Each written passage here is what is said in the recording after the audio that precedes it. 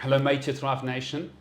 It's an honor, it's a real privilege to have someone who's changed my life dramatically, someone who's impacted my family. When I think of this man, I'm overwhelmed with, I don't know, just goodness, that there are doctors out there that, and I know this sounds sort of very simple, but really care. I've known Dr. Tony Rodrigues for probably 20 years. I've been here 24 years working next to him, but a humanitarian, a man with character, a man who's helped thousands of people. I've been waiting a while to get him on the show, but it's a real privilege to have you on, Tony. Oh, fantastic. And thanks for those kind words. We have been around for a while, Yeah. both personally and with patients. And I think we're on a similar page when it comes to our thought processes. Yeah. So, I mean, I've been impacted. My family, I've got a beautiful daughter. I look at her and I know you were part of that journey with us from an infertility perspective. And I know you've changed thousands of lives. But just give us a very short background to how you got in infertility. I know you got your MBA. You're really, really smart. You've got the business aspect. You've got the medical aspect. But just give us some information there. Yeah, so briefly, just quickly, my two partners that I had, that we started the building and next door, I joined them when I was a general practitioner. I used to assist them. I'd done a bit of gynae, but then I stopped to be a GP.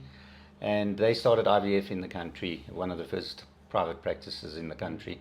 And that was it. I got the bug bit again. I went back, finished my degree, never was a consultant, left immediately. I got my gynecology degree, and we came here 1 year at Sandton, and then we built our building 31 years ago. We looked at the land, built it, and it's been a blessing. And I mean, 20,000+ babies that we've helped make in this world, 20,000. 20 plus, yeah. Jeez, that's incredible. It's fantastic. Okay, now I know the guys who do a lot of biohacking and health optimization, jumping into these cold plunges and getting their testicles cold because they say it really improves, sperm quality, the motility, the morphology, the count. Tell about the audience about why important it is to keep your testicles cool, not to allow them to overheat, and sort of let's give the people a little bit of entertainment. Yeah, so I think if we think about it, people at one point had very little clothes on, males and females. And the testes are outside for a reason. They're outside to be cool. And anything that can heat testes at any level, laptop on your, and that's been shown, laptop sitting with your laptop on your lap, not good. Cell phones, there's definitely heat factor to it. You put a cell phone close to anything, it's hot after a while. So I haven't had direct information regarding that, but there's no question that heat is a problem, and therefore maybe cooling. And there are these special things that you can buy even where you can cool testes. People do market them, so you put them on and they cool it down, and then you do it X amount of times. And people swear by it in terms of it. So I think it's definitely better to be cool than hot. But I mean, where do people get, I'm going to just switch on the aircon, but where do people get these products from? I mean, where do they get them in the shops? Do they just go and buy a testicle cooling? I actually don't know, Steve. There was one of the guys that was promoting it, and he was going to put it on the market. It kind of made sense. There's no direct study that I've seen, but I think in principle it makes absolute sense. Obviously, then anything being in hot baths for 4 hours or saunas, and those are not good for you if you've got a problem. If you've got a problem, then my philosophy is put the effort in, deal with the lifestyle part of that problem. Not everyone has a problem. Some people have hot testes. But Dr. Rod, you've seen people's spermiogram, that's quality, motility, morphology over the years, I'm sure 30 years. I've seen it in 24 years of practice. The sperm quality is not nearly as good as it was.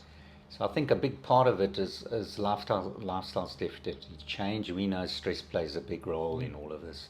And then stress with all the rebound effects, which are you eat poorly, you don't exercise, you take excessive amounts of alcohol, cigarettes, drugs. Those things all filter around, and I think there's no question that males have progressively got more lower morphology. That's the big one, the number of normal sperm per 100. with the strict criteria that we use in semen analysis, you're supposed to have 5 to 10% normal forms.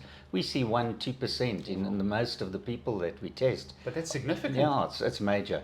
So 1% of your sperm is normal, and then we also do DNA studies on the sperm, and the DNA is immature. It's abnormal. So it's a big problem. And I think the message there is for anyone trying to fall pregnant. There is sperm involved, and this is a message for the guys. You can't tell your wife or your partner to go and get tested, and it's no problem, and you're not the problem. You've got to both be tested. 50% plus of our patients have a problem each. Wow, 50%. 50% plus. But the woman always gets sort of blamed. Yeah, gets the blame. Yeah. So the guys out there, take responsibility. It's a team effort. Yeah. You've got to do it together. Okay. So we'll circle back on that, but now I've got this daughter who's 6 years old. I've seen sort of estrogen dominance just increase dramatically, doing hormonal profiles for many, many years. It's a real problem with all these xenoestrogens in our environment. If you had to take us through like the 101 of hormonal optimization, fertility optimization, she's 6 years old now, what can you sort of give people and sort of a step-by-step process, what they should do, when they should be tested, looking at their periods, looking at the contraceptive pill, where and how do they start? Yeah, it's always a dilemma as soon as you add in medical stuff like contraceptive pills, because by nature they have a very good function to prevent pregnancy, but they also have side effects. Yeah. And those side effects depend on patient-driven. And at the end of the day, it's a complex subject in terms of what are you trying to achieve. You're trying to reduce the fact that you don't want this youngster to fall pregnant. On the other side, I do believe that the pill is temporary. You'll hear a lot of stories that people say, it was the pill, it was the pill, it was a pill. The pill actually fixes a lot of things. It gets rid of polycystic ovaries while you're taking it. It doesn't get rid of the problem. Gets rid of the side effects, your high testosterone, skin problems. So it's great for that group of people. And it doesn't cause infertility. The infertility problem was there already. Yes. The skin problem and the acne because of the polycystic ovary, they come back when you stop it. But I think, going back to your question, where do you actually start this assessment? Well, we know that it's not assessed at all until someone complains. So in general medicine, you're going to go and say, well, now I've got a complaint, let's go to a doctor. So I actually don't know the answer to your question. Do you start looking at kids at a younger age at a functional level? Yes. Do we want to make them ill by putting them through a whole lot of tests? There's a fine balance.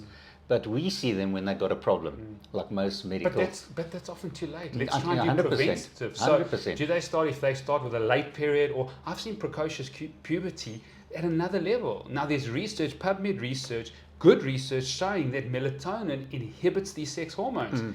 So they're not sleeping, they're exposed to blue light, they got devices, and all of a sudden they're going through puberty a lot earlier. Well, there's no question that a lot of fiddling, and puberty is also linked to your weight. So I don't know if you're aware, it's very linked to weight. Yeah. So if we're seeing a lot of people that are overweight at 8, 9, and they're going to go through puberty, because what happens when you've got that specific weight, then your pituitary gland kicks in and we start to get estrogen being made. And maybe that's something at a functional level that one can take note of.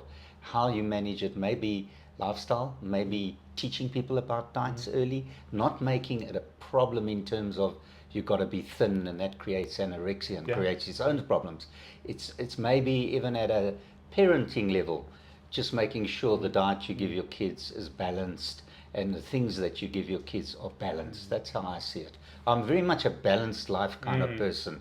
I think if you balance things, you eat properly, you don't, stress is a big one for me. I'm really hooked on stress management and focusing on stress, because I think once you're in that stress mold, and you'll see it, you'll get some people becoming anorexic, some people becoming obese. I'm talking at a kid's level. And that all is part of the puberty, is part of the hormonal issues. We know that people that are overweight have excess of estrogen in their fat cells. We know that girls that are underweight have no estrogen. We know that. And their I don't have an answer of how do you get to people out there in terms of a parent and say to them, functionally, you can help your kid into the future. A kid that's stressed, time urgent, perfectionism, must do well. It starts there. Yeah. And those people are going to they are my fertility patients today, all that group of people. But most of your fertility patients probably have an insulin resistance problem. They may have a weight issue. So is weight obviously related to stress, because you've got the driver of cortisol, what happens when you got, the stressful symptoms and you're in that sympathetic system. But if we look at now, parents are listening to this, they're saying, I've got a 12-year-old, 13-year-old, got serious pain, maybe got dysmenorrhea, got issues with their period, maybe overweight, maybe a perfectionist. Now's the time to maybe jump in 100%. And I would say come to someone like you at a functional level where we're not starting to make it a medical problem as such, a disease. A disease that you get hooked onto becomes a disease later. So I think we've got to downplay that it's some major problem, and we've got to upplay how can we fix it in a holistic way, in a natural way. But let's give it what norm. There should be 28-day cycle. You should have menses that are not heavy, painful, significant sort of premenstrual pain, sugar cravings, hormonal issues. That's what we're seeing now. We're seeing 100%. Significant amounts of dysfunction at a young age. Yeah. So give us the norm. So the norm is, if we're talking 8, 9, 10, that puberty point in life, that stuff is normal. Because what happens there, the pituitary is not settled. Yes. So what's going to happen? Sometimes you'll ovulate. Sometimes you'll ovulate late. Sometimes you will make inadequate progesterone from the secondary part of of the woman's ovulation. Those things all happen around puberty, and it's like menopause. It can take a few years to settle. So how do you manage it? You see. But then let's give us a number. 3 years after your first period, your cycle should be regular. So 28 days. It should be spot on. You should basically have symptoms that you are ovulating. So you're going to, unfortunately, all women have certain amounts of pain. Some of them have heavy bleeding. But is that normal? It can be normal. So if it's bad, where it's interfering in the kid's life, it needs to be checked. I think that's so what level out of pain? 10's agony, 0 is nothing. Scale 0 to 10. Someone's listening to this and says, "Oh, my daughter's got pain," but actually, is it normal or not? So a couple of bananas to settle pain, fine. Taking a whole lot of drugs all the time, can't cope. Must take time off school. Having massive amounts of bleeding, changing pads, tampons regularly. Those aren't normal and should be interfered with by someone at the best level. And I think if you can do it with minimum intervention, the kind of stuff you do, I think it's better at that point than medical. Having said that, sometimes there is pathology. So one might have to have an abdominal scan, one might have to do those things. So 28-day cycle, the middle of the cycle can also be very severe for some women. Very, very severe. Just going to have a sip of this quickly. No problem. But if you go to doctors, and the medical doctors in South Africa are brilliant, and they'll save your life, and they look at dysfunction in an incredible way. But we've said at Made to Thrive that if your doctor doesn't ask you about your stress levels, your nutrition, your sleep, and your exercise, find another doctor. But that's not happening because the average consult in South Africa with the GP is 12 minutes. Okay? Correct. In America, it's 7 minutes. So if that's not happening, what do you suggest for the person who's listening out there, where they go to their doctor, and often what happens is they get a contraceptive pill either because her skin's not good, or she got significant pain, and they just put them on the pill and say, okay, deal with it in 5-10 years. I think those early pills have to be for a very good reason. I think it needs a diagnosis that needs a pill. My personal feeling is you're not going to get that from the average GP. It's very symptom-driven and fix-driven, related to the symptom, with a bit of a diagnosis. But this is what we see in the northern suburbs. I know. This is what we see. So personally, I would come to someone like you at that age, to be honest. At your level, it makes sense to me as a medical professional. It just makes sense. Start off with the lifestyle things.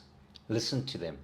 You almost need and it's something we're looking at on this one company I have, where you need to have medical information that gets accessed and becomes AI driven to help people to do their own symptom profile and to come up with functional results from that. Brilliant. Tell us about that company, because I'm very interested to hear. So I'm involved in a digital health platform called HealthDocs. Yes. And it's got a very important component, and your listeners are welcome anywhere in the world to download it, because it's free. So that's to put all their own health data in, health metrics, anything wrong with them. Are you talking blood tests? Are you talking genetics? Anything, are you talking whatever. Continuous glucose metrics, monitoring, whatever. Sleep, whatever you want to put in there. You can put in there all your visits to doctors. Even if they don't have it, you can enter it in there. But our whole philosophy, and there's a practice side to it, so it's a separate application for practice. Our whole plan is that we want to actually drive symptom-driven stuff that puts in specific thought processes to doctors, and starts to make them aware of it, and then helps people in the long run to counteract things that you're talking about. So that's our long-term goal. So the patient downloads the app. Then do they put symptoms in, or do they take a blood test from Ampath or Lancet and upload it? Correct. And then does the AI pick up that data and tabulate it? So the plan is we will draw that data. The AI is being tested, but we'll take that data. The symptom thing is very important for me, is more that we're going to get health practitioners, doctors, to have the proper symptoms in there. So the questions are asked. So if you've got a symptom of a headache, what are the other questions that should be asked? By the time they get there, the patient's actually asked all the questions, and you attract attention that this person actually has other symptoms. It's not a quick fix. So that's the idea of... So is it for the patient or for the doctor? So the patient has their own health wallet forever. Whoever they see, patient comes to you, they can put the stuff you give them in there. It's one place for their data forever. Brilliant. And then you bring in the practices. It's also joined to corporates, so where there's a corporate wellness health thing, that's part of it, and there's a pharma health part to it, that you're getting the right information driven to patients from pharma. We can have a look at that, because we're working a lot with the corporates, working with big companies like ABSA that have brought us in, having a look at data, and they're putting a bespoke, unique plan based on the data and the symptoms, assigning a health coach with that client, 100%. And then ensuring that you've got human capital and AI and data working together. Perfect. But we'll talk, let's get back to fertility, which I think is important. Absolutely. Okay, so we've got this patient now, they're really struggling with their period, they're struggling, possibly they've got insulin resistance. That's a tricky one to diagnose as girls are growing up, because insulin fluctuates because you want to grow and develop and build. But so how do we assess if they've got a significant issue with their diet from a data perspective, which I think is often important, because patients come back here and they say, oh no, my diet's great. And then I put a CGM on them, a continuous glucose monitor, and then I see, hang on, they're getting massive spikes of this glucose, which is unhelpful, and they're getting these lows as well. So give us a little bit of a sort of a view on, I think, glucose metabolism, insulin. I know insulin is a huge problem once you're fully grown, because if you're insulin resistance, that affects egg quality, from what I understand. But give us a little bit of a bit more of unpacking there. Yeah, so as you know, we've had an interest in insulin for 25 years on the females, and we've been looking at insulin for about 18 years on men.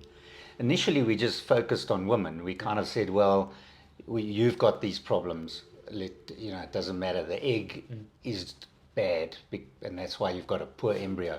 Then we started to focus on men, and really there's no difference. So we do fasting insulins on our adults. That needs to be below 9. If it's higher, we treat it medically, and it plays a big role. I mean, you cannot compare eggs where you don't manage that. So that's very important. Let me jump in there. I try and get the patients between 3 and 5. I find that is optimal, really, really important. What do you think about that? I think that is the correct thing, but you often can't in the adults, even with everything interventions. You can't often get it right down there. That is normal. It's what it should be. When you wake up in the morning, it should be low. When you eat your meal, it should be dealt with an insulin. But when your insulin is 20 in the morning and you eat your meal, it goes up to 40, 50, and half an hour to an hour and a half later, your sugars very low. Of course. And you're back craving, you're back irritable, you cannot focus, your brain's not working. It's not normal. Let's jump in with CGM. How important is continuous glucose monitoring? I'm using it with a lot of my clients, especially my execs, because they say, oh, my diet's good, I'm eating this, I'm eating that. They eat beans and their sugar spikes up. An example I give you is I used to have a green smoothie. Yeah. I had to add egg into it because I love my green smoothie. It's great. There's a lot of research, this, that. My glucose was spiking to 9 or 10 and it was staying elevated for a while. I added eggs into it. It didn't spike above 6.5. So tell us about continuous glucose monitoring. Are we using with patients that are not pre-diabetic or diabetic for fertility? So, and the answer is no. We're not personally using. Do I believe it's a good idea? Yes. Okay. I think that it motivates. I think motivation, when someone can see something, they react to it. I'm not too sure how you keep it going. You're not going to keep it on them forever, or you might do it once a month. I think it's a good thing because motivation is something you see. Correct. I think any metric you can do, feedback, and you get feedback, and that person's on the page. If not on the page, well then they must carry on doing what they do. Exactly. Because it is, and back to what we're talking about today. If you don't put effort in, to you and you being a male or female, don't expect the rewards.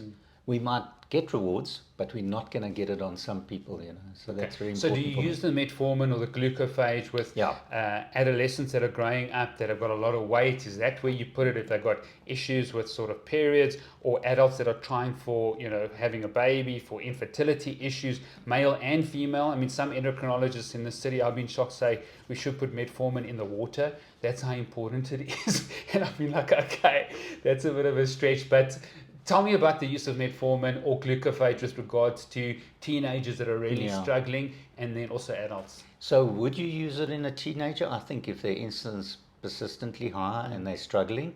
And again, it's not, if you can get rid of the glucophage or metformin, let's call it metformin as its generic name.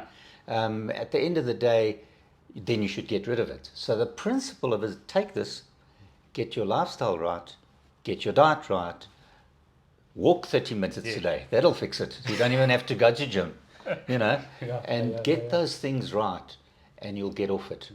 If you can't get off it, it's a precursor to diabetes. If you cannot get your insulin down, you're going to become diabetic. So that there's a group of those people who should stay on it just to prevent type 2 diabetes.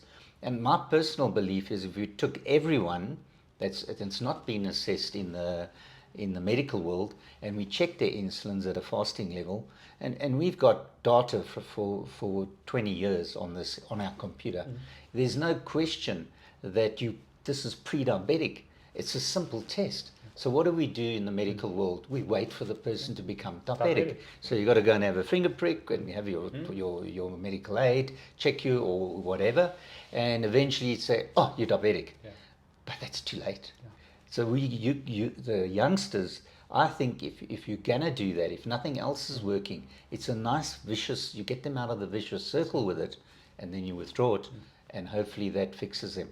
But some people it doesn't. You cannot get it right. What does the metformin do for females, and what does it do for males? So in terms of the female, high insulin creates a problem because it fluctuates your blood sugar. So if we can imagine the normal cell, it's got a cytoplasm, a nucleus, and it's got DNA happening. And if we look at the energy source in it, it's glucose. And you can't do this. But what does it do to fertility patients? So in the female, it's going to actually fluctuate their blood sugar. And the egg has a problem actually going through its normal growth cycle, its normal energy cycle. So this, if we look at polycystic ovaries, those women, first of all, usually have enormous amounts of eggs, so their AMH levels are very high.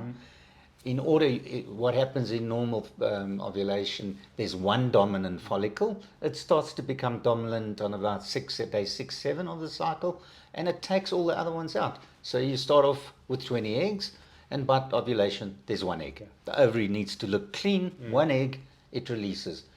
When you start to mess up with the sugar, it can't become dominant. It can't get rid of those ones. So you're left with this multicystic picture, and then in some people it becomes polycystic where there's no ovulation. And I'm sure you know that in a woman there's more than one cycle of eggs a month. They can have at least 2, usually 3 or 4 cycles of eggs that are happening. So in a polycystic patient, the dominant egg can't wipe out all of them, and then the next cycle starts, and the next cycle starts, and they're left with this ovary, 100 eggs in each, 100 old eggs in the ovary. So so that's important. So that in women, it affects ovulation. It also affects the quality of the egg. Okay. So as the egg's growing, and as it divides at the end, where it pushes out the one half of its chromosomes, it affects that. So we've had women with recurrent miscarriages, and we've tested them. There's something wrong with the embryo. You put them on glucophage, you make sure the lining's fine, you make sure the physiology's fine, normal baby. First trimester, initially they used to stop metformin with pregnancy, and the miscarriage rate was high. So you've got to keep them on at least for the first trimester. And we keep them on throughout pregnancy because it has a preventative effect on gestational diabetes. Okay. Part of the same spectrum, Gestational diabetes is caused by the placenta, but by keeping them on glucophage, that placentation, the formation of the placenta is kept right. And that's in females. In guys, we know that they need fructose to energize the sperm. It wasn't that they weren't getting embryos, but they were getting bad embryos. Okay. And we used to blame the females.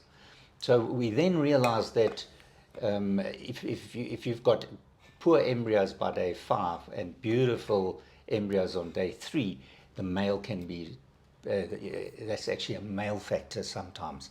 We started testing them. Thyroid's very important as well in men and women, again, but that's a specific medical problem. Yes. Yeah.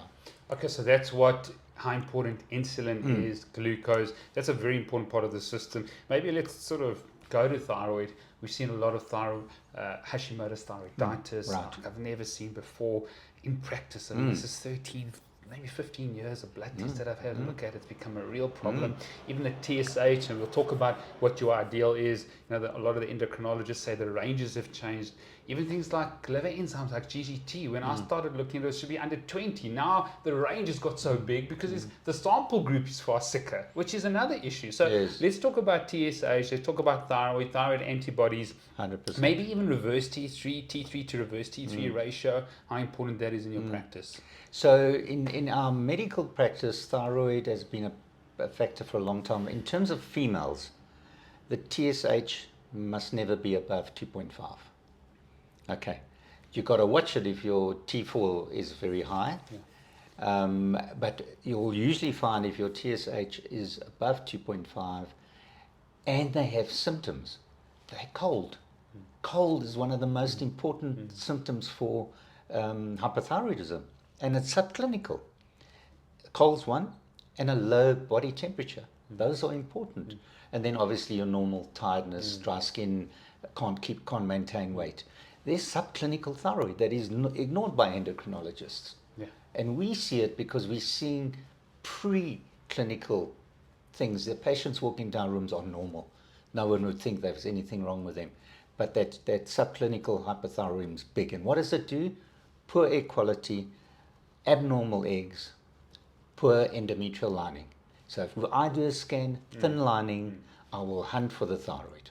And it's usually there. And in some people, I will treat it even without blood tests. I will go clinical and monitor the response in the uterus. Wow. And the endometrium comes back to normal. Because their optimal could be 1.1. Correct. And so we look at it between 1 and 1.5. So you look at the lining and say, okay, let me treat it. Lining's better. You should actually do a test there for that person that's normal. In that sample group, it was 1.1. It wasn't 2.4. Correct. So taking a history, the person's got all the symptoms and they got a thin lining, give them something to treat that and improve it. And when you're improving the lining, because that's also very rapidly dividing cells, the endometrium, it's the same as our bone marrow, it's the same type of situation. It's a reflection of what's happening in the ovary, and it's a reflection of what can happen to the egg because the environment in terms of the thyroid is poor. It's dramatic. It'll fix chromosome problems, not because the thyroid can change the way the egg behaves. So you can have a normal chromosomic egg and it'll become abnormal. If it's abnormal, which a lot of eggs are, that's a separate story, then it's abnormal. It's a dramatic, it's important, and in the male, if he's got an underactive thyroid, but we don't take that borderline level, but if the guy has symptoms, I will tend to take borderline levels and treat them. I had a guy once where we were having very poor embryos. We couldn't get one blastocyst. And again, we just decided, let's test you as well. This is years ago. And all I did was gave him a 25 Rand a month thyroid, and his wife fell pregnant the next month.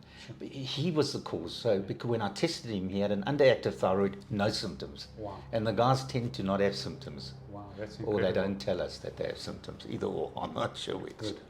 All right, so let's talk about estrogen dominance, because I think that's very important, what people can do, things like the use of possibly DIM or some nutraceuticals.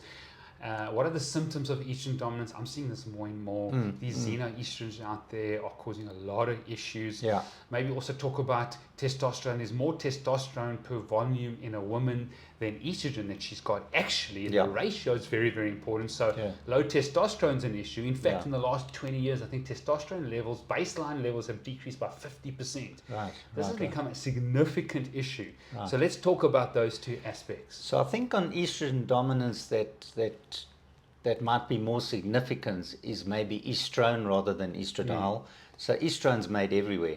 It's made, and it's again back to fat cells. And obviously in your skinny ladies who don't ovulate, you're going to have no estrogen. So I think that plays a role. Diet plays a role. I can't really comment on the stuff you're talking about, the meds. I don't have direct experience with it. Yeah. Again, in fertility, when we are looking at someone and they are making, if their estrogen levels are normal, they will have a good endometrial lining. You do sometimes see people with a very high endometrial lining. That's a thickening of the lining of the uterus.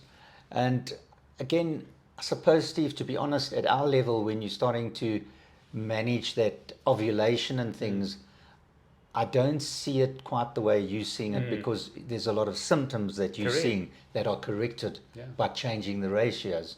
And that, for me, I'm happy with. Yeah, because I mean, the testosterone is getting converted to estrogen. Absolutely. You've got to stop that process, and that's a problem. And there are things that can stop that. I mean, I think that's really, really important, because this estrogen, we see men with gynecomastia. It's crazy, and it's this 100%. It's this issue of low testosterone and this imbalance there, and women are getting weight gain, sugar cravings, irritability, causing issues with their periods and that. So 100%. And in women, in terms of fertility, if they have low testosterone, it's bad for egg development. So that is so if you look at studies on IVF where you're adding testosterone pre-hand, usually just on a cream basis, a relatively low dosage, your output in terms of good embryos, tested normal genetic embryos, is much better. So testosterone is important in females, and I think it's ignored. Years ago we used to put little when we gave estrogen in pellets, we used to pop them in, they used to last months. We always put a bit of testosterone. It helps libido, it helps well-being, it helps maintain certain muscles. I'm talking about in women. Obviously, men, I've been finding that a lot of the doctors are handing out testosterone to guys, in an injectable form. And for any listener out there, if you're wanting a baby, don't have injectable testosterone, because one dose and it's bye-bye, zero. Please repeat that, because I think that is one very dose. Important. Let's unpack that, because that people are going early for testosterone replacement therapy because at 18 they go to the doctor apathetic, exhausted, tired, moody, possibly basically battling with erectile dysfunction, and they're struggling, and then they get testosterone from their medical doctor. Very bad. What does it do? So, well, it's like taking. So there's for female injectable contraception, there's progesterone. So there's these depo-progesterones that people get. What that does is wipes out the pituitary. Boom, just like that, one dose. Wow. And it's got to pick itself back up when you stop the drug.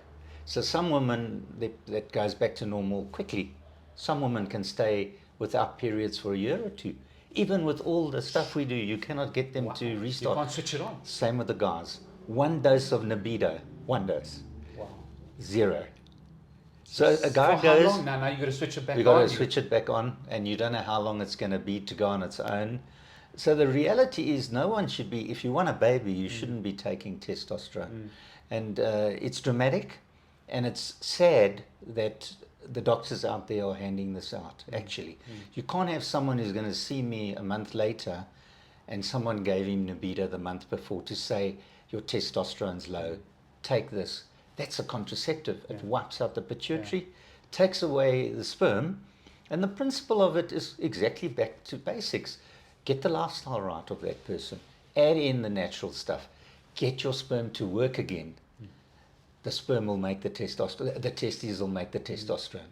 It's an end product. It's not a pre-product. You can't give someone a downstream effect. You've actually wiped out the, and it's sad. We can get it right again, but it takes a bit of work, you know. So I think that's an important message. That's a very, very important message. What about things like they're taking growth hormone to build strength and size? You know, all these branched chain amino acids, peptides. I'm testing out peptides. There's a lot of research on these amino acids, but they're very powerful agents that people got to be careful of. You know, there's teenagers that are taking high amounts of, you know, anabolic steroids. Give us some information on that. Yeah, so growth hormone, I think, is a popular thing these days. It's both at a boosting of muscle, and then this anti-aging thing that's out there. I think that the problem with it is that you're taking something that very few people really need at a level of injectables. I think they're probably less dangerous than your steroids in terms of wiping out your pituitary, but the worry in that is it promoting cellular growth? And we got to tell people that we have cancer cells in us all the time. And a lot of people don't know that. They think you get a cancer, it takes over. Well, these cancer cells are being defeated by our immune system. Something like growth hormone can promote that and can go the other way. I think anything in injectable forms people should avoid. I really do. I think, you know, just be normal. You don't, you know, you can go to gym, do normal weights. Also, there is a lot of these peptide protein stuff. And there was an interesting study, and I had a guy who also, again, not one normal embryo on his wife, and he had perfect sperm. And it didn't make sense. So we used a donor then, because we couldn't get a normal, a chromosome normal embryo. No normal embryo on the donor. Wow. It was the guy, he was taking all these, a very fit guy, taking protein shakes, stuff that, and from reputable companies. We stopped him, all done. Wow. So it's important that too much. Because we don't know exactly. I mean, you've been in medicine for 30 years now. Sometimes in that person, yes, these are samples and there's even studies, but in that person, it could have significant effect. Exactly what your point is. It's not everyone that has a bad effect. But if you're that person, you need to make the change, or you should never get there. But you know, if you've done things, make the change. Look after yourself. Put the effort in, and you get the outcome then. And you want a healthy child, and you want to be healthy to look after that child. You know. Yeah, it's true. Sleep. How important does sleep form part of your practice with your fertility couples? And what I'm hearing clearly from you is if there is an infertility issue, maybe you want to diagnose infertility and subfertility, because I think there's slight changes there. But you know, they come together, they get tested together. Is that correct? And how does sleep? How important is sleep there? So I think, first of all, yes, they get tested together, and it's a dual diagnosis for that point, that there's going to be dual problems, and you can't say one is fine and the other's not. But let's say we do the medical side, and that's relatively simple in terms of saying, you know, in order to make a baby, you need a good egg and sperm and a good uterus, and that'll make a baby. And anything that interferes with that hormonally or physically will lead to pregnancy not happening. Obviously, age is a big factor. And just to chuck it in here, the younger you are having children, the better. Your fertility starts dropping from age 28 in terms of statistics. And when you get into your 40s, you're going to struggle. It's the reality. We're seeing more and more people in the world in that late 30s.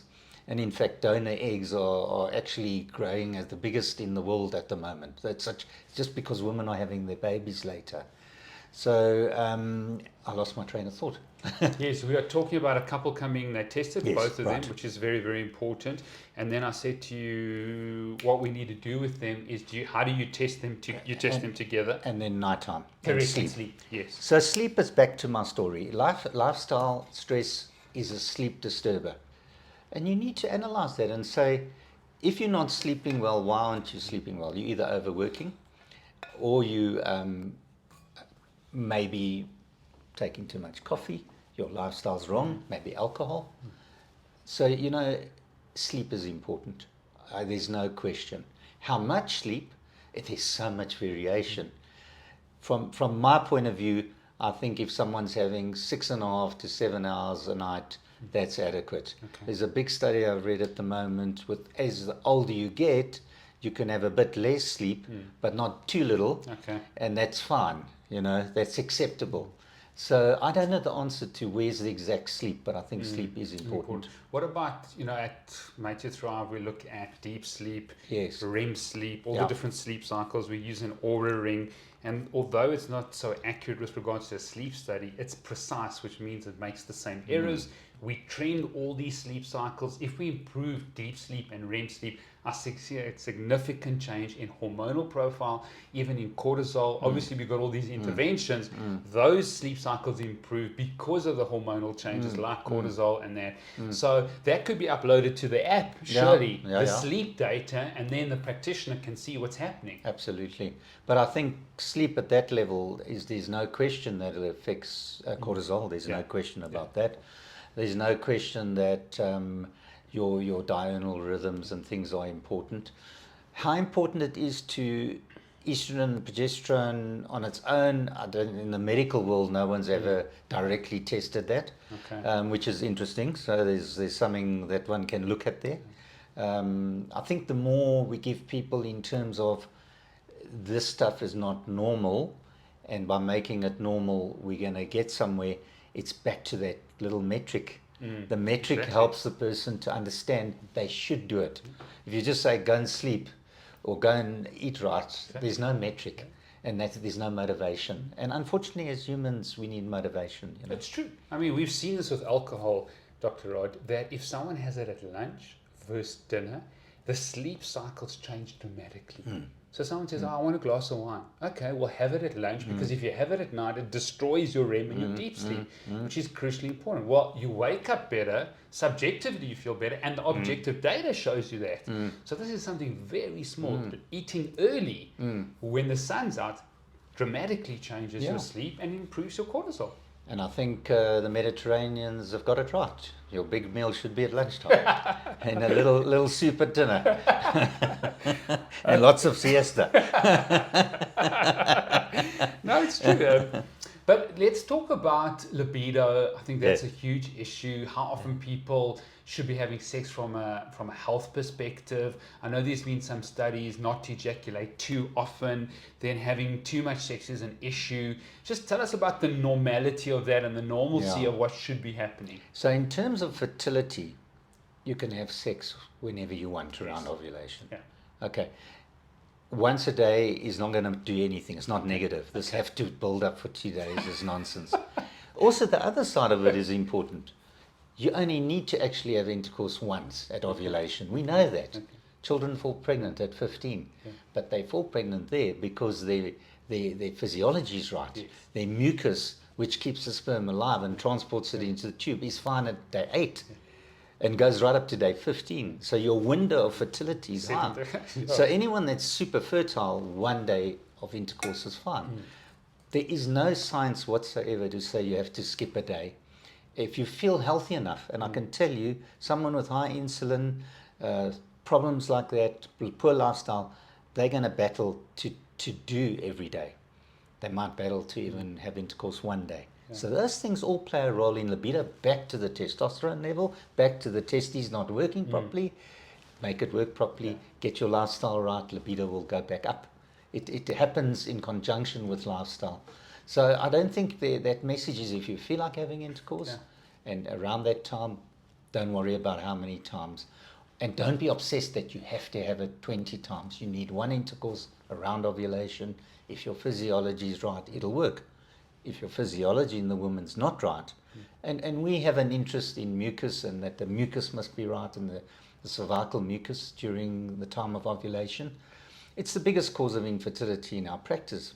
All of the ladies have poor mucus. Hostile mucus. Hostile mucus. Yeah. And all of them have some form of endometriosis. Okay. You know, which is an autoimmune problem. Yeah. And 15 to 20% have what you said. They've got autoimmune disease. Where's this come from? Stress, diet, lifestyle, etc. So what happened 30 years ago with endometriosis when you first started?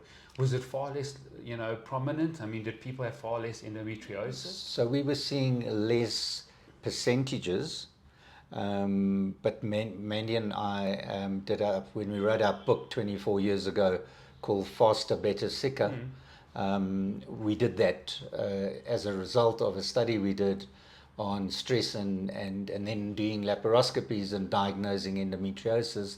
And the women who were falling into that time urgency perfectionism stress had they all had endometriosis. It wasn't even much.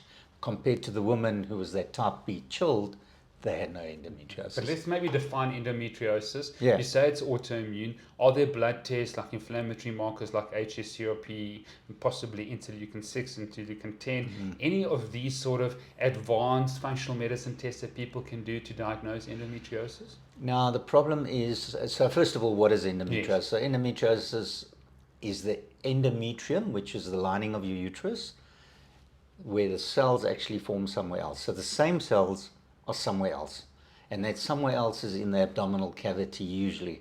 So it'll be behind, deep in the pelvis, and the reason it's found mostly deep in the pelvis is the fallopian tubes lie down there. So if the first thing you need to have gone through puberty, and during menstruation, all women menstruate down the fallopian tubes as well, some more than others. So the blood is in the pelvis, and it's full of endometrial tissue. So you've got a primer, a little signal opener that could lead to endometriosis. If your immune system doesn't get rid of those cells in a very set pattern, then the endometrium starts to think that it should produce it there and becomes these little pockets of production. So you need a primer, which is the endometrial cells. You need an immune system that didn't clean it up. And then you get your secondary cellular immune system, which starts to grow them there. So it's a localized benign tumor. And that's what happens. Now, controlling stress, you can actually control it to a certain degree. And some people cannot control it at all. So they'll have stage 4, and a lot of people that we see will have stage 2. It's a nasty condition. It's often missed. We pick it up from a fertility point of view, more related to mucus, more related to doing a laparoscopy to check things, and you pick it up that way. But women with pain, from when they're from puberty, especially if they fall into that typical time urgent perfectionist kind of stressed person, equals endometriosis until proved otherwise, whereas those kids are often ignored for years.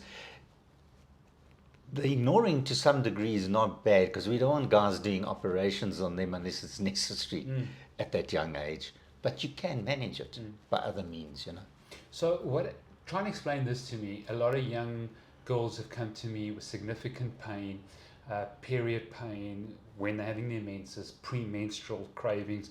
We've used red light therapy, infrared, over that area throughout the month. We know that the inner mitochondrial membrane, there's different complexes. Some of them are, red light photosensitive. So getting more red light, we've got a condition that we call malillumination, not malnutrition, malillumination. We don't have the correct light. We're not getting enough red light. When we put a window up, we cut out 42% of red and infrared. We only get UV through that window. That's a significant problem. So we malilluminated. As soon as I use the red light or the infrared, pain significantly reduces. Their periods improve. Premenstrually, they improve. What do you think's happening there? I think it's an anti-inflammatory. I think it's working as an anti-inflammatory, that red light. I think it's taking away. So the prostaglandins cause the pain. It's all the things you were talking, interleukins. That's what's secreted by endometrial tissue. We know that. It's normally so by limiting that inflammation, you limit the symptoms. But does endometriosis get worse? So do you think it's symptomatic, or do you think you're actually treating the etiology of that? I'd love to say you're treating the etiology. But what happens if we stop it and they're still doing well? Then it means you've treated the condition. So, that's a good study. You can say, okay, we're going to see what happens, and then you stop it, and then we know that it's actually reduced. I would say that it's playing a big role as an anti-inflammatory, and maybe to some degree as an anti-tumor in inverted commas, you know. Oh, interesting that. Okay. That makes sense to me, what you've just told me. Yeah. Okay, we're coming to the end of the show. What should we talk about? Someone's listening out there. We've covered estrogen dominance, sleep, any other lifestyle factors. We looked at some studies now about oxytocin, about embracing people.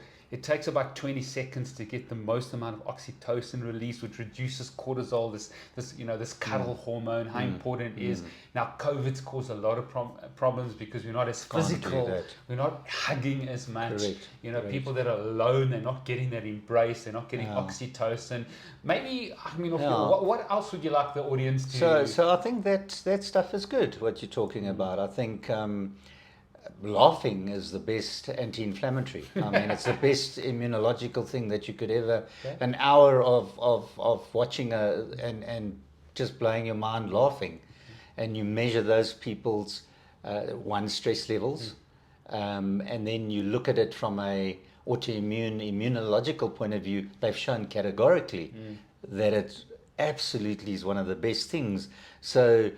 All those things are good. Yeah. I don't think laughing and then, after your seventh glass of beer is good if you're trying to have a baby, but laughing, cuddling, I think those are all positive for exactly what you said. It's serotonin producing, it's caring, it's reducing stress, it's making someone feel special. Those are good. The basic stuff is good. What you do is basic. You fill in a lot of stuff, but it's basic. And that basic stuff is the results, And it's non-medical, mostly. It's non-medical, basically. Yeah. And I think that's the positive side of it, And I think you can get away with a lot of treatments like that. Obviously, you need a medical side when you start getting involved in vitro fertilization. Yeah, of course. But then maybe I can tell them, the people listening to us and watching this, is you've got to make a change for yourself. If you're going to do in vitro, don't believe that you're going to go there, you're going to take some eggs out, someone's going to put some sperm in, and you're going to be pregnant. Yeah. If you don't get the basics right before you do in vitro, you're going to have poor embryos. You're not going to have the right environment for your baby. So you've got to put the effort in, and that's how, if that's any message, that's the message I'd like to give. Okay. Two last questions. One, I'm a huge believer in health coaching, certified health coaches. If we look at the Cleveland Clinic, they're using a lot of health coaching because they're inundated. Psychologists, there's as much as, I don't know, Mandy, your wife is a psychologist, brilliant. People sometimes don't want to go, or cost is an issue, or they don't want to keep on going. The use of health coaches in South Africa is sort of in its infancy. Had a lot of practitioners that are specialists on this show. They're apprehensive. Even if I say to them, we'll send you the health coach, you can train them exactly how you'd want them. Focus on these lifestyle factors. Tell us about health coaching in your own practice and the future of health coaching. So I think anyone that's going to be in a position, and that's why I've for years used Mandy, because she's adding a tool that I can never give. A tool that is there for someone and is talking them through their daily lives, and in her case, sitting and saying, these are the things we're going to change in terms of stress, in terms of work, in terms of etc. The same problem, and it's back to a metric. You've got someone, they've got a problem, or maybe they don't think they've got a problem, and now someone's measuring a metric by being with them and helps them change. So I think they are very important to allow change, whatever that change might be for that individual. Okay. So I think it's critical. And I think a lot of companies don't look after their intellectual capital. In fact, most companies don't. It doesn't make sense. Why would you want to lose someone that's bringing so much value to you because you haven't looked after them? Okay. Let's talk about the future of fertility treatment. I can see just chronic disease, whether it's diabetes, whether it's cancer, whether it's cardiovascular disease, is exponentially increasing. I mean, diabetes is just, I think 30% are pre-diabetic or diabetic in the world. Absolutely. Scary. Tell us about the future of fertility treatment. Where are we going? I mean, there's that movie where I think it's Brad Pitt who, there's one fertile woman left in the world or something like that. But I mean, tell us about what's going to happen. So that would work if there's one fertile guy and lots of women. But one fertile woman, we got a problem. It's 9 months of time. You're going to have 20 babies in 20, and she's going to not be able to do it. Okay. But yeah, I think you know what the problem is. I found that as much as you've been doing this a long time. I've been doing it a long time. We've believed in lifestyle changes a long time. It's only starting to be in normal medicine. It's only been mentioned now. You start to see lifestyle issues being mentioned properly. Before it was all medical. This is the problem, take a tablet, this is it. Now there's a bit of primary care, a little bit of primary care. And my problem is it's going to take long to get it out there, and the longer it takes to get out there, the more it's going to extend the problem. So two things. People are having women are having their babies later. That needs to change, to be honest. But it doesn't look like it's going to change. So you're saying in 5 years' time, 1 in 2 couples is going to be infertile. Are you saying in 10 years' time, 4 out of 5 couples is going to be infertile? I think at the moment they kind of talk about 10, 15%. I think it's going to, it depends where you're looking. So if you're looking in the whole world, remember that most places are fertile. In most, we're talking a world of 7 billion people, of which China, they don't want to, the people don't want to have more than one baby. They are begging them to have now, but they don't want to. India's got a big problem in most of India. Africa's got a big problem. They have kids easily. Yes, there are infertile people. But I mean, if we're looking at places that are westernized or modern cities, or that's a problem. So first of all, a lot of people don't want a lot of kids, and second of all, they're not going to change. They've got this embedded thing. I've got to go to university. I've got to get through, and I'm going to start my job in my 30s. By the time they get to being the one of the top people, they're 37. Got a problem. How do you change it? Well, you've got to educate people to have babies younger and make the world accept women having babies without the loss of their career. And that's going to take long. So for me, my message is, as people out there, get your lifestyles right, do the basics, keep the basics right if you want a child. You can't change your egg numbers, but you can change your ability to not influence your eggs by a poor lifestyle, or your sperm by a poor lifestyle. And have children earlier. Yeah. If they don't, what is and I know we're going to finish soon, but I think it's important, frozen embryos or frozen eggs for someone who's 22, who says, listen, in reality, I'm not fooling myself. I've had too many of my mother's friends who sacrificed their lives for children, and then at 45 I got no career, and my husband ran off with someone else. Correct. Okay, so now I don't have a degree or an occupation, and that's a real problem. So do they have the option of freezing eggs at 22, or what other options do they have? So at 22 you're not going to go and create embryos then. So at 22, or anyone that's got no partner and they're in their 20s, because we said it starts to go down from 28. Remember that if your life plan is you're going to kind of want a baby at 35, 36, then put an insurance policy in place. And they would need to freeze at least 20 eggs. 20 at least, to give them 1 or 2 babies, because not every egg is normal. And remember, the egg hasn't been tested by the sperm. So some people might have 20 good eggs and someone might have none. So they need the numbers, and they need them in their 20s. In terms of couples, and this is an important one, a lot of couples are motivated by getting everything in place before they have a child. Got to have the house, got to do my career. And that group of people are often losing out when they start to want to have a child. So that's another group where they can say, we feel we've got a very comfortable marriage, we're going to be together, no one can predict that 100%, but we want a child together, let's put some embryos away. Embryos, test not it. Eggs. Yeah, so create the embryo, because you don't have the egg now. Correct. But make sure you've got an embryo, and in fact do pre-genetic testing on it and put it in a freezer. And when you're ready, but you also got to understand as a couple, something could go wrong with your marriage, and you've got to put something up front to say, well, this is for us if we stay together. You know, obviously, if it doesn't happen, you Both can got to sign yeah, legal documents. just at that level, you got. But that's mature. Yeah, of course. It's preparing for Absolutely. inevitable stuff that happens in life, whether we like it or not, whether we think it's going to happen or not. It happens, you know. So a woman who's listening out there, who's got a daughter of 22 who struggled with maybe infertility or not, she comes to your clinic, you take 20 eggs, you stimulate her 20 eggs Like out, a normal IVF, freeze it. and then you freeze those eggs, and those can be frozen Forever. And Okay. that's the more and more women are doing it. I don't. Including load shedding.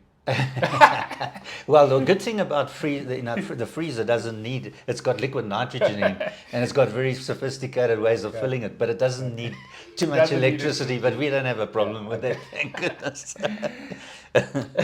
Okay, so leave a message of hope, Dr. Tony, because I think there's a lot of despair out there with chronic disease. Yes. I've never seen people so down, anxious, fear, COVID, insecurity of finances, chronic disease at another level. Just give a message of hope before we wrap up.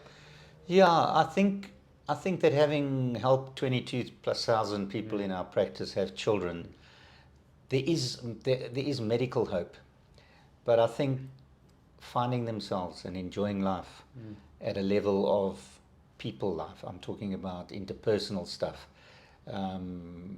Putting an effort in. You don't have to become this Adonis gonna go to gym. You know, you can have a walk with your partner for 30 minutes. It's been shown to be absolutely wonderful for health. And just having balanced eating, and it doesn't mean you can't have a bad meal here and there, but balance gives you the opportunity to have a bad thing here and there. And I think there is hope, and there's hope for children, and there's hope for everyone out there. Even those that believe that we can't help them, one will be able to help them. Brilliant. Well, I want to declare favor and blessing over you. Thank I want you. to thank you for you and Thank my you. life and my family. It's a pleasure. Having you here, sharing so many patients over so many years. We've helped so many people Absolutely. together. So I look forward to the future. I look forward to looking at that app, and then we'll discuss it and Absolutely. have you back on the show. I'd love to have you Fantastic. on. Been wonderful. Thank you, so Steve. much. Thank you. Cheers.